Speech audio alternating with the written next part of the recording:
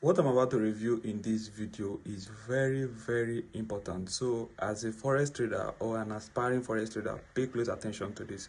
So regarding my last video where I said mistake will always hold you back from attaining that success level in trading, that you should always document it so that you don't have to struggle all your years in trading. So somebody was like, what do I mean by that? Can I explain for that? So and I promise to explain in this video, so pay close attention to this. So when it's gone to forex trading, there are two things involved.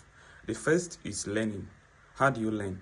That is when you get a mentor, you get a course probably, and you begin to learn it, begin to learn how the whole things work, what you need to do, this and that, the do's and don'ts, your psychology, everything in that. And then maybe this will take you like 2 to 3 months for you to understand the whole concept of it. You might be surprised that, okay, why are some people studying or why are some people trading for the past 2 years, 3 years, 4 years, and they are not profitable? It's not like they are dumb or they are not smart. Most of them, they are smarter than you. Most of them, they are, like, when it comes to being prolific, they are way better than some people. And you can see that most people that are smart, it's not by smartness that you become profitable in trading. Maybe you are good at something, you're good at another thing. Okay, now let me explain why that is always happening. When you take a lesson, forex trading lesson, most people believe that it is only by learning, it is only by having that strategy that will always make you to become profitable within the shortest path.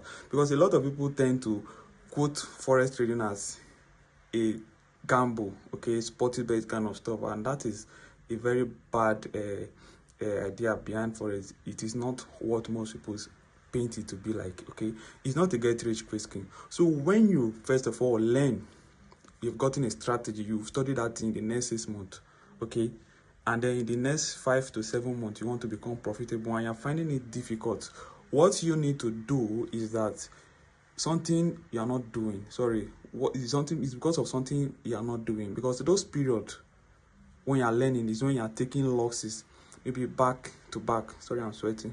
You are taking losses back to back. Okay, what you are not doing at that time is you are not studying yet. The first phase has been completed, you have learned.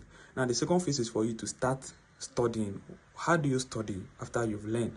Now it's time for you to start doing the work on your own. Because let's say there's 100%, okay, in forex trading, the 30% is meant for your mentor, of which your mentor is going to guide you in doing what you're supposed to do, teaching you the strategies, psychology, and all of that. Now the 70% work is on you.